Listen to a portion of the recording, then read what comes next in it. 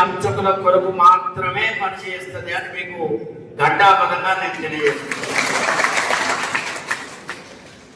మన ఎజెండా ధూపదీప నైవేద్య అర్చకుల శ్రేయస్సు అని మీ అందరికి తెలియజేస్తున్నాను.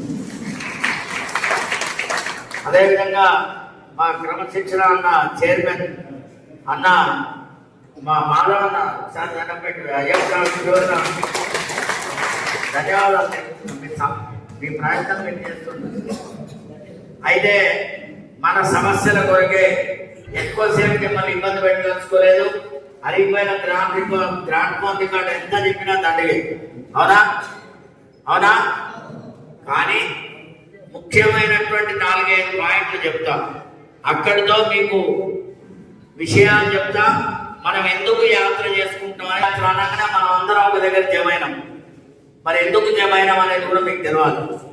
ముఖ్యంగా మనం మన కోరికల యొక్క సాధన కొరకు మనం ఈ చైతన్య యాత్ర అనేది చేయడం జరిగింది. ఏమిటయా అంటే మనం ప్రభుత్వం ముందర ఒక 12 అంశాలతో ఒక మన లక్ష్యాలని మనం ఈరోజు ప్రకటన చేస్తూ ప్రతి చోట కూడా మనం వినతి పత్రాలు ఇస్తున్నాం. మిత్రులారా, మనం ఈ పేపర్లలో రాసి ఇస్తున్నాం. ఏమిటయా అంటే 2007 నుంచి మనం ధూపదీపాల్లో ఉన్నాం. 2007 నుంచి ఉన్న వాళ్ళు ఒకసారి చేతులు లేబట్టండి. 2007 అబ్బా 2007 అంటే చాలా మంది ఉన్నారు, సంతోషం. 2007 నుంచి 18 సంవత్సరాల నుంచి మనం ఈ ధూపదీపాలు చేస్తున్నాం. అవునా కాదా? సరే, వెనుక వచ్చినా ముందు వచ్చినా పురుడు పోసుకుంది అయితే 2007లోనే. అవునా? ముందు రావచ్చు, వెనుక రావచ్చు, వచ్చిన వాళ్ళంతా మనోళ్ళే కదా, బయట ఉండవద్దు, మనం తీసుకోం కదా. ఈ 18 సంవత్సరాల నుంచి మనం అనేక వ్యయ ప్రయాసాలు కోర్చి 2500 రూపాయలతో, అంటే అందులో అన్న దయచేసి మాట్లాడొద్దు, 2500లో 1000 రూపాయలు మాత్రం వేతనం, 1500 రూపాయలు మాత్రం వేతనం, 1000 రూపాయలు పడితనం, దాన్ని 6000, దాన్ని 10,000. ఇన్నేళ్ళు శ్రమ పడితే మనకు 10,000 రూపాయలు అయినాయి. ఆ 10,000 రూపాయలు ఎట్లా అయినాయి అంటే మీ అందరూ ఐక్యంగా ఉండబట్టే 10,000 రూపాయలు అయినాయి. అది మీరు అందరూ గుర్తుపెట్టుకోవాలి. ఇక మనం దేవాదాయ శాఖ ముఖ్యమంత్రి గారి ముందు ఉంచుకున్నటువంటి అంశాలు మీకు ఒక్కొక్కటిగా తెలియజేస్తాను. మీరు గట్టిగా సంపట్లతో తీర్మానం చేయండి. ప్రతి నెల డిడిఎన్ అర్చకుల వేతన మరియు ధూపదీప నైవేద్యములకు 35,000 వరకు పెంచాలని తీర్మానం చేస్తారు. ఎంత పెంచాలి? ఇది గుర్తుపెట్టుకోండి, తర్వాత వస్తుంది అన్ని. తర్వాత మనందరికీ కూడా ఉద్యోగ భద్రత కల్పించాలని చెప్పి మనం ఏర్పాటు చేస్తాం. అదేవిధంగా ప్రతి నెల 5వ తేదీలోపు వేతనం ఇవ్వాలి అని చెప్పి ఒక డిమాండ్ చేస్తాం. తర్వాత పెద్దలు చెప్పినట్టుగా హెల్త్ కార్డులు, ఈహెచ్ఎస్ స్కీమ్ కింద మరియు గుర్తింపు కార్డు కూడా మనకు ఇవ్వని వాళ్ళకి ఇవ్వాలని చెప్పి ఒక తీర్మానం చేశాం. అర్చకులకు ప్రభుత్వ పథకాలన్నీ కూడా వర్తింపజేయాలి అని చెప్పి ఒక తీర్మానం పెట్టారు. అంటే రేషన్ కార్డు కానివ్వండి, మిగతా ఏవైనా కానివ్వండి. తర్వాత అర్చకులకి ఇందిరమ్మ ఇండ్లు కూడా ఇవ్వాలని చెప్పి మనం కోరుకుంటున్నాం.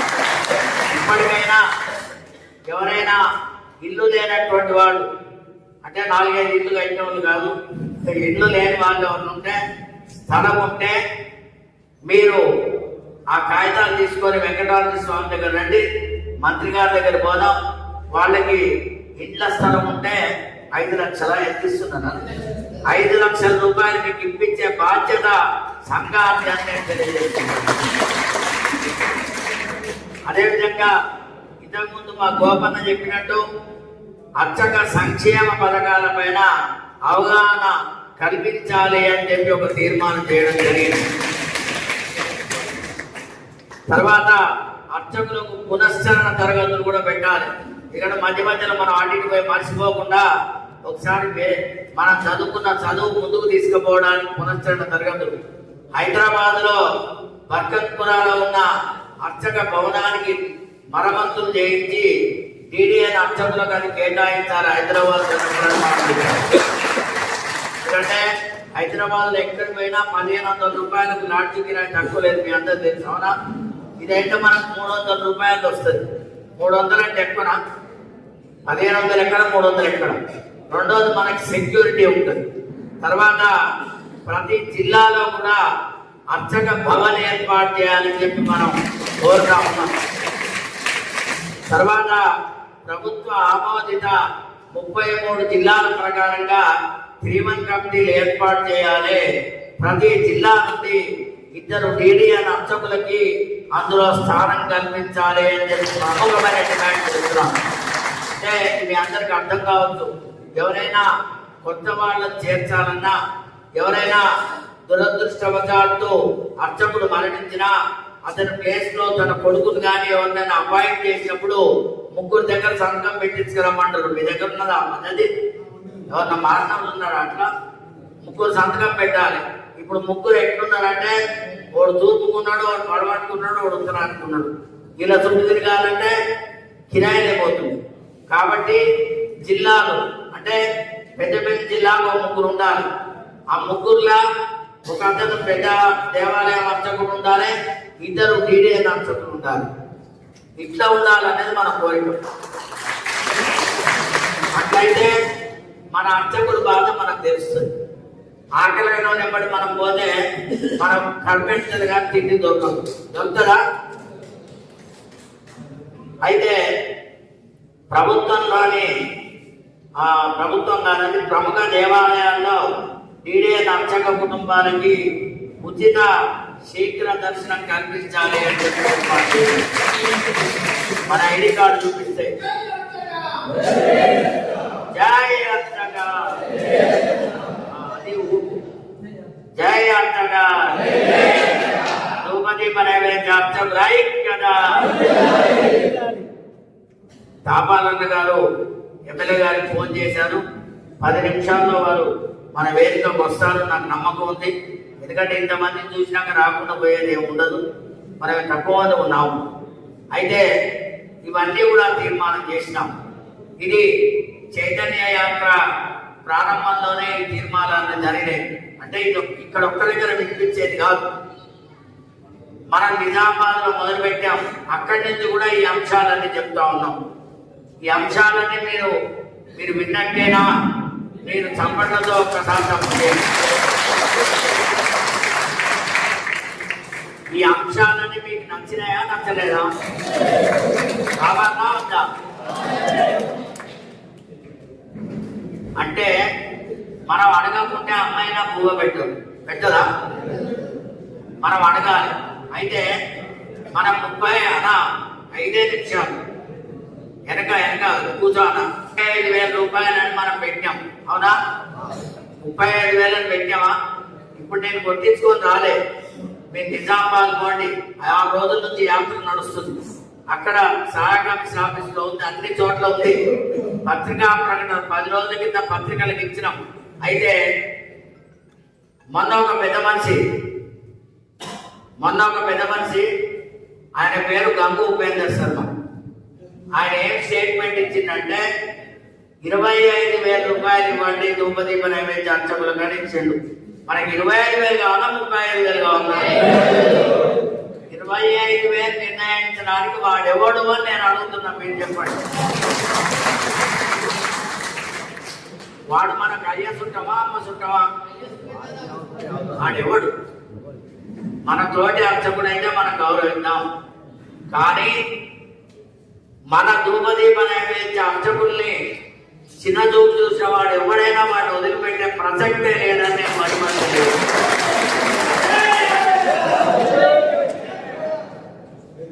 35,000 రూపాయలు కావాలి అని మనం అడుగుతున్నాం. 25,000 రూపాయలు నీకు ఎందుకురా బాబు? నిన్ను అడిగినవా? నిన్ను పెద్ద మనిషిగా రమ్మన్నావా?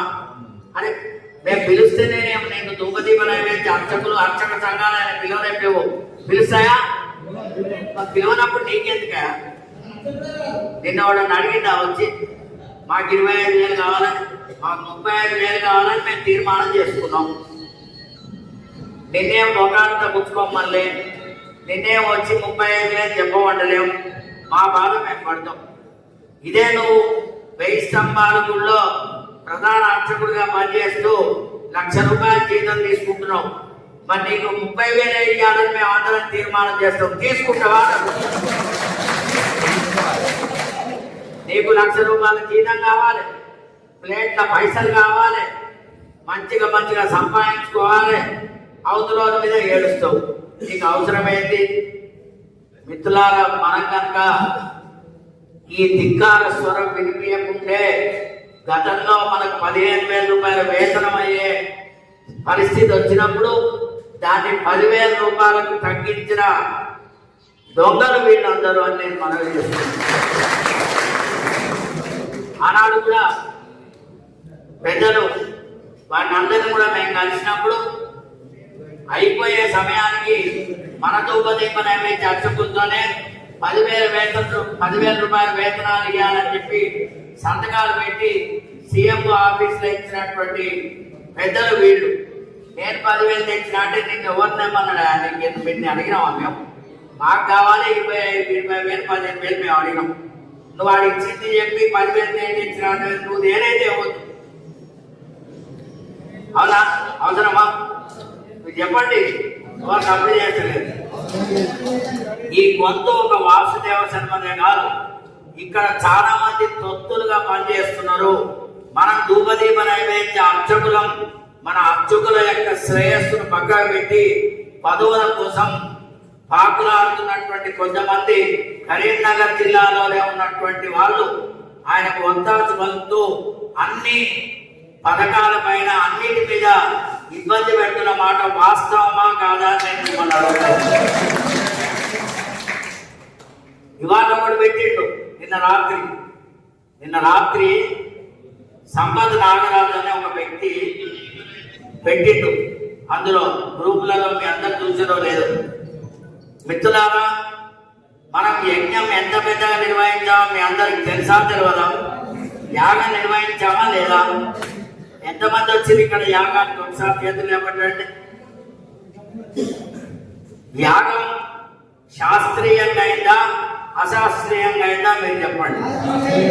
అబద్ధం ఆడకండి, నిజం చెప్పండి. ఎవరైనా స్వచ్ఛందంగా యాగానికి విరాళాలు ఇస్తే తీసుకున్నామా, లేకుంటే మిమ్మల్ని ఎవరైనా బలవంతం పెట్టినామా కూడా మీరు చెప్పండి దయచేసి. మిమ్మల్ని ఏమన్నా బలవంతం పెట్టినామా? స్వచ్ఛందంగా విరాళాలు ఇస్తే తీసుకున్నాం, లేకుంటే లేదు. మరి అక్కడ భోజనం, పండితులు, యజ్ఞము, యాగము ఇవన్నీ కూడా నేను ఒక్కటి చేయలేను కదా. నేను కూడా మీరు ₹10,000 చిన్నగానే కదా. నాకేం ₹1,00,000 రావు కదా. నా బిడ్డ పెళ్లి, నా కొడుకు పెళ్లి అయితే నేను చేస్తలేను కదా. మనం ధూపదీప నైవేద్య అర్చక సంఘం ఆధ్వర్యంలో ఒక మంత్రి గారిని తీసుకొచ్చి మన యాగంలో వారికి ఘనంగా సన్మానం చేయడం జరిగింది. అంటే ఒక ధూపదీప నైవేద్య అర్చకులు తలుచుకుంటే ఎంత పెద్ద పనైనా జరుగుతుంది అని మేము మరి మనవి చేస్తున్నాం.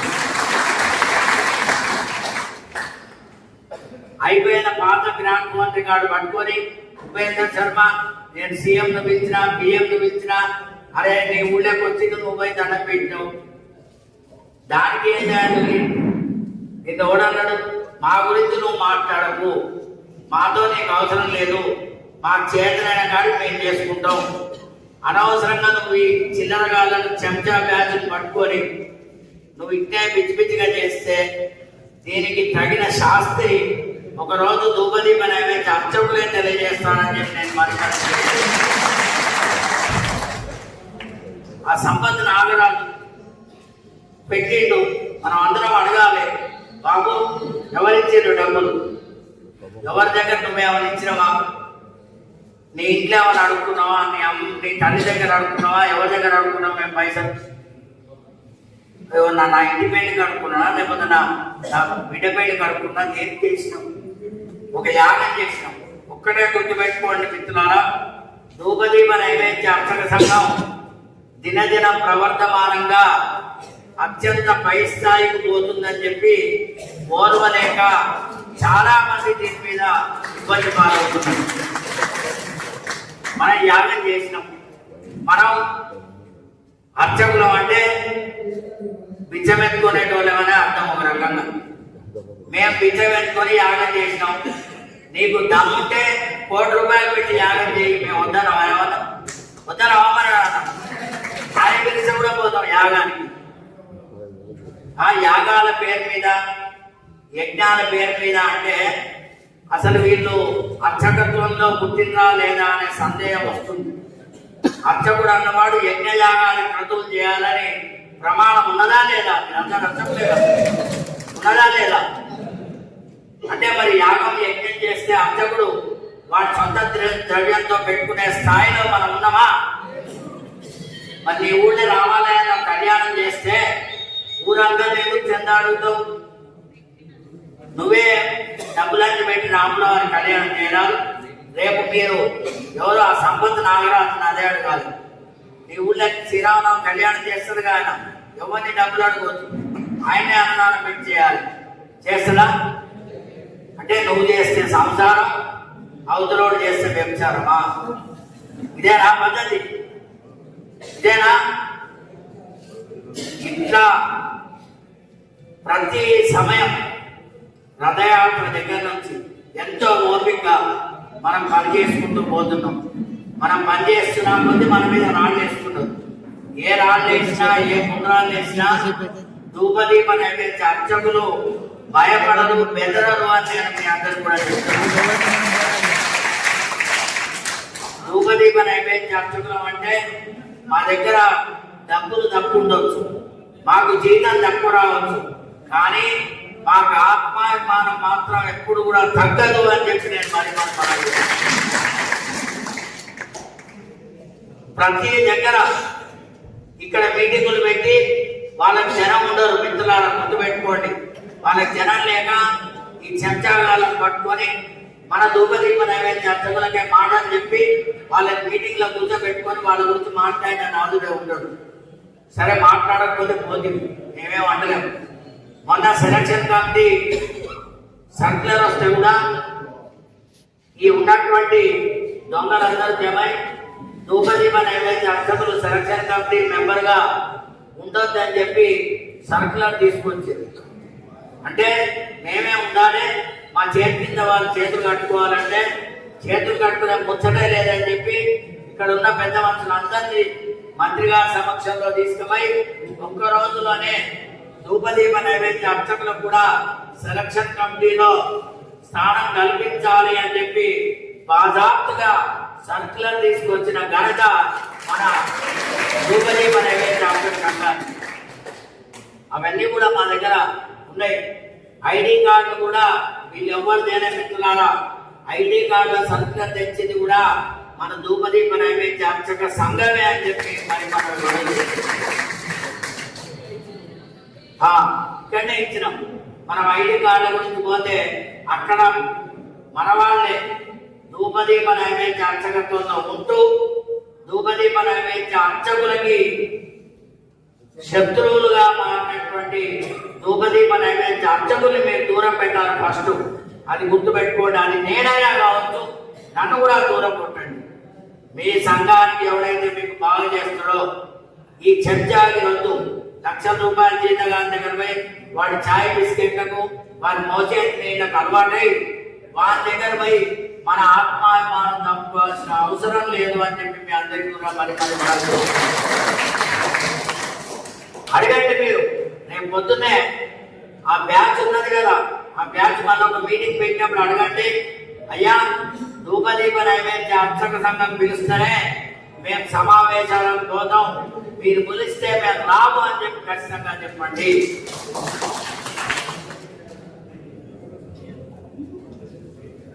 ఈ రకంగా ప్రతి అంశం ఇక్కడ వచ్చిన వాళ్ళకి ఎంతమందికి ఐడి కార్డు వచ్చినా ఒకసారి చేతులు ఇవ్వబట్టండి. ఐడి కార్డు ఓకే, సంతోషం. అంటే దాదాపు 99% వచ్చినాయి, అవునా? ఇది కరీంనగర్ జిల్లా ఘనత. నిన్న వరంగల్లో మీటింగ్ పెట్టాం మిత్రులారా. నిన్న నిన్న మన మీద ప్రేమ పెట్టుకోవాల్సిన అవసరం లేదు. ధూపదీప నైవేద్య అర్చక సంఘం మీద మీరు ప్రేమ పెట్టుకోమని చెప్పండి. చాలా చోట్ల విషయం అర్చకుడు దాకా చేరట్లేదు. అది వాళ్ళు కావాలని చేస్తున్నారా తెలియక చేస్తున్నారా అనేది పక్కకు పెడితే విషయం మీకు తెలియట్లేదు. అట్లా అంత వరంగల్ జిల్లాలోనే మనం 520 మందితో చేసినాం. ఇదే కర్నూలు జిల్లాలో మన గార్డెన్స్ పేరేంటనా రెవెన్యూ గార్డెన్లో అంగరంగ వైభవంగా చేసినాం మనం సమావేశం. ఆ సమావేశంతో పోల్చుకుంటే ఇది 20 పైసలు మాత్రమే అని నేను మనం చేస్తున్నాం. ఇక కరీంనగర్ జిల్లా నుంచి ఎంతమంది వచ్చిందో ఓన్లీ కరీంనగర్ జిల్లా అంటే కరీంనగర్ జిల్లా సంతోషం. పెద్దపల్లి జిల్లా, సిరిసిల్ల కొంచెం ఎక్కువ అనిపిస్తున్నారా? జగిత్యాల, సిరిసిల్ల జగిత్యాల చెప్తున్నాడు. పెద్దపల్లి కనిపిస్తుంది. అయితే అంటే నవ్వుకుంటా అంటున్నా ఎవరు